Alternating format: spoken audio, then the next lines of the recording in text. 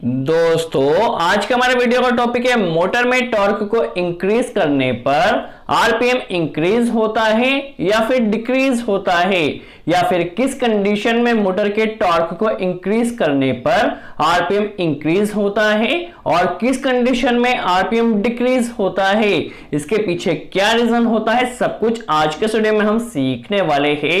इसी के साथ एक और इंटरव्यू क्वेश्चन को इस वीडियो में हम कवर करने वाले हैं। दैट मींस मोटर को जब स्टार्ट किया जाता है तो स्टार्टिंग में मोटर ज्यादा करंट क्यों लेती है या ज्यादा टॉर्क की रिक्वायरमेंट क्यों होती है, दोनों क्वेश्चन को आज के वीडियो में हम कवर करने वाले हैं।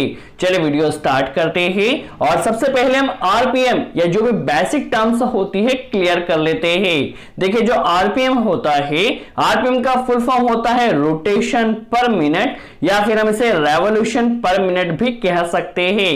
दैट मींस मोटर में जब सप्लाई कनेक्ट की जाती है तो मोटर का जो रोटर होता है एक मिनट में कितने रोटेशन कंप्लीट करता है उसे ही हम आरपीएम कहते हैं।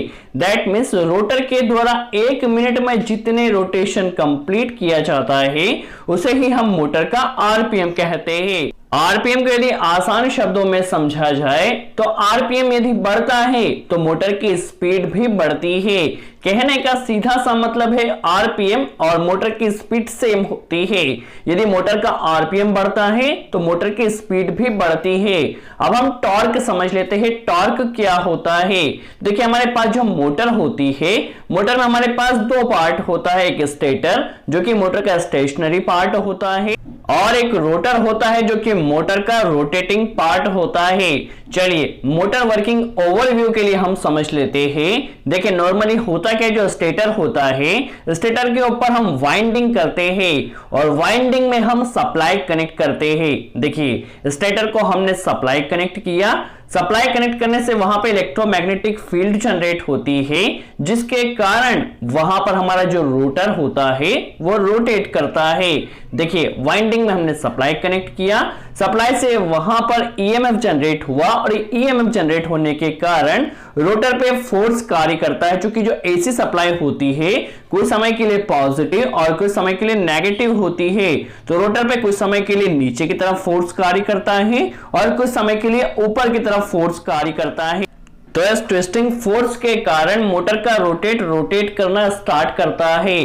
कहने का सीधा सा मतलब है जब स्टेटर में सप्लाई कनेक्ट की जाती है तो रोटर पे एक ट्विस्टिंग फोर्स कार्य करता है जिसके कारण रोटर रोटेट करता है। यह जो ट्विस्टिंग फोर्स होता है उसी को हम टॉर्क कहते हैं। देखिए टॉर्क क्लियर हो चुका है। रोटर के ऊपर जो ट्विस्टिंग फोर्स कार्य करता है उसे ही हम टॉर्क कहते हैं जिसके कारण रोटर रोटेट करना स्टार्ट करता है। अब यहां पर एक और टर्म्स आ गई, फोर्स। और फोर्स क्या होता है और टॉर्क क्या होता है, चलिए सबसे पहले हम बेसिक क्लियर कर लेते हैं। बेसिक क्लियर होना काफी जरूरी होता है। सबसे पहले हम फोर्स समझ लेते हैं, फोर्स क्या होता है और टॉर्क क्या होता है। फॉर एग्जांपल हमारे पास यहां कोई स्क्वायर है, देखिए फॉर एग्जांपल कोई स्क्वायर है, इसे यदि कोई पर्सन फोर्स लगाकर इसे यदि धकेलने की कोशिश करता है तो ये जो हमारा स्क्वायर इस तरह से लीनियर मोशन करता है। तो कोई भी ऑब्जेक्ट हमारे पास है, यदि हम उसे धक्काते या फोर्स लगाते हैं और उसका मोशन यदि लीनियर होता है या सीधा होता है तो उसके ऊपर जो हम फोर्स लगाते हैं उसे हम फोर्स कहते हैं। देखिए ऑब्जेक्ट का मोशन यदि लीनियर है तो वहां पर जो हम वहां पे फोर्स लगा रहे हैं उसे फोर्स कहते हैं। और यदि हमारे पास कोई ऑब्जेक्ट है, जब उसके ऊपर फोर्स लगाया जाता है उसका मोशन यदि रोटेटिंग होता है या वो रोटेट करने लगता है तो जो फोर्स होता है उसे हम टॉर्क कहते हैं। कहने का सीधा सा मतलब है किसी ऑब्जेक्ट को यदि हम फोर्स लगाते हैं और उसका मूवमेंट यदि लीनियर होता है तो हम वहां पे फोर्स कहते हैं, और यदि किसी ऑब्जेक्ट पर फोर्स लगाते हैं और उसका जो रोटेशन होता है वो रोटेटिंग मोशन होता है तो वहां पर उसे हम टॉर्क कहते हैं। टॉर्क का जो फॉर्मूला होता है वो फोर्स इनटू रेडियस होता है। देखिए रोटर में यहां पर हम इसके रेडियस ले लेते हैं, दैट मींस इस कंडीशन में जो मोशन होगा वो रोटेटिंग मोशन होगा। तो टॉर्क इज इक्वल टू होता है force into radius. So I hope आपको क्लियर हुआ हो फोर्स और टॉर्क में क्या डिफरेंस होता है। अब हमारे पहले क्वेश्चन के ऊपर आता है, जब मोटर को स्टार्ट किया जाता है तो हाई टॉर्क की या हाई करंट की रिक्वायरमेंट क्यों होती है। तो उसके लिए सबसे पहले हमें स्लिप या फिर रिलेटिव स्पीड क्या होती है समझना होगा। चलिए सबसे पहले हम स्लिप के बारे में जान लेते हैं। देखिए मोटर में हमारे पास जो स्टेटर होता है वह स्टेशनरी पार्ट होता है जिसमें हम सप्लाई कनेक्ट करते हैं, और जो रोटर होता है वह स्टॉप कंडीशन में होता है। देखिए सबसे पहले हम स्लिप समझ लेते हैं।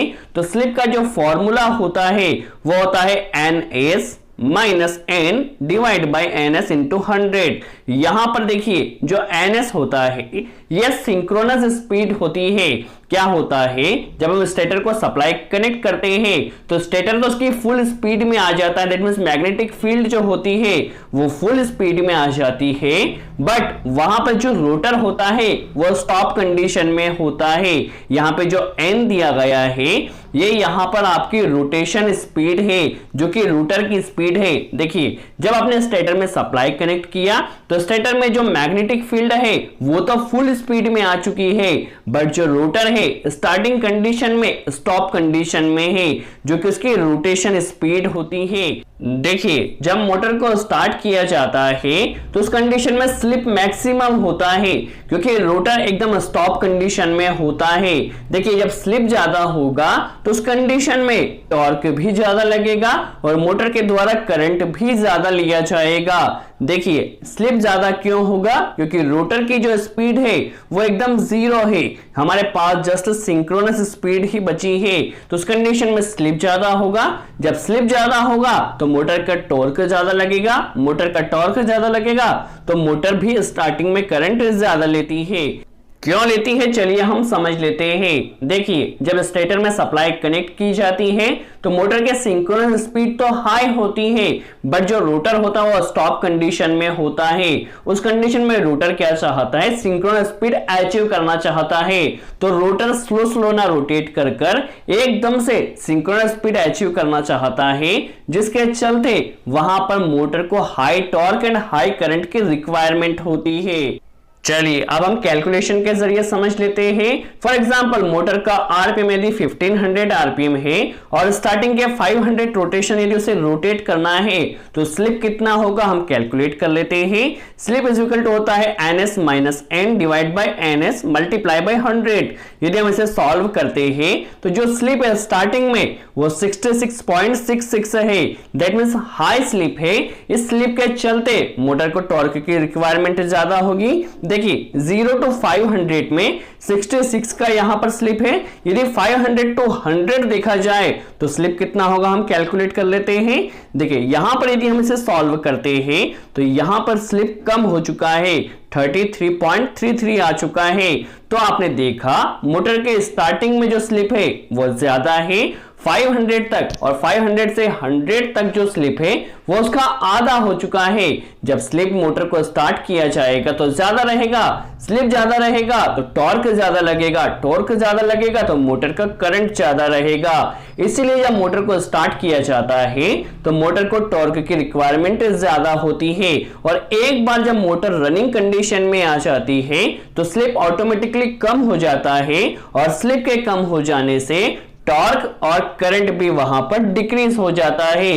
सो आई होप आपको फर्स्ट कॉन्सेप्ट क्लियर हुआ हो, मोटर को स्टार्टिंग में हाई टॉर्क की रिक्वायरमेंट क्यों होती है। अब हमारे सेकंड क्वेश्चन पर आते हैं। जब मोटर को टॉर्क बढ़ाया जाता है तो आरपीएम बढ़ता है या फिर कम होता है। तो सिंपल सा कॉन्सेप्ट है, टॉर्क एक तरह से फोर्स ही होता है या मोटर की ताकत होती है। देखिए अब हम यदि किसी मोटर के ऊपर ज्यादा ताकत लगाते हैं तो रोटेशन जाहिर सी बात है वहां पर ज्यादा होता है।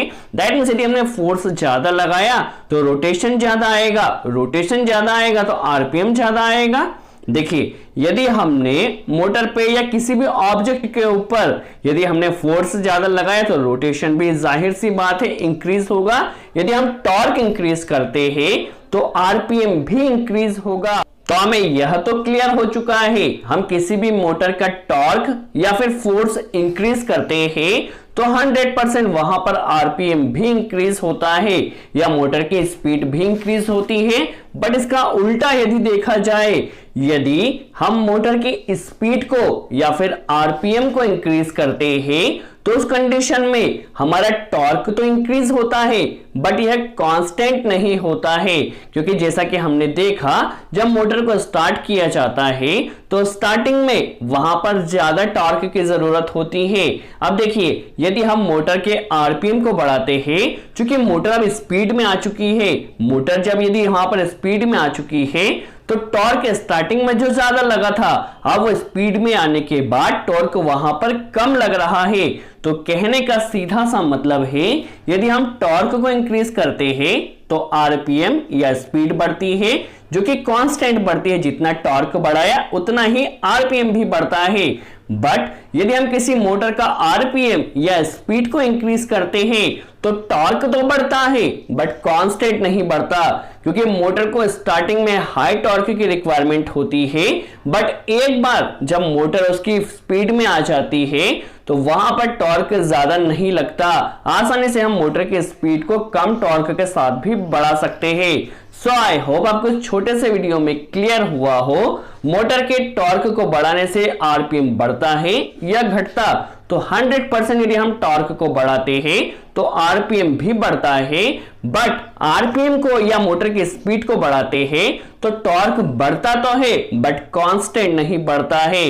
सो आई होप आपको दोनों क्वेश्चन यहां पर क्लियर हुए हो। टॉर्क बढ़ाने से आरपीएम बढ़ता है और मोटर स्टार्टिंग में हाई करंट और हाई टॉर्क की रिक्वायरमेंट क्यों होती है। यदि वीडियो अच्छा लगा हो तो लाइक का बटन जरूर प्रेस करें, कोई डाउट हो तो कमेंट्स में जरूर पूछे। सो आज के लिए इतना ही।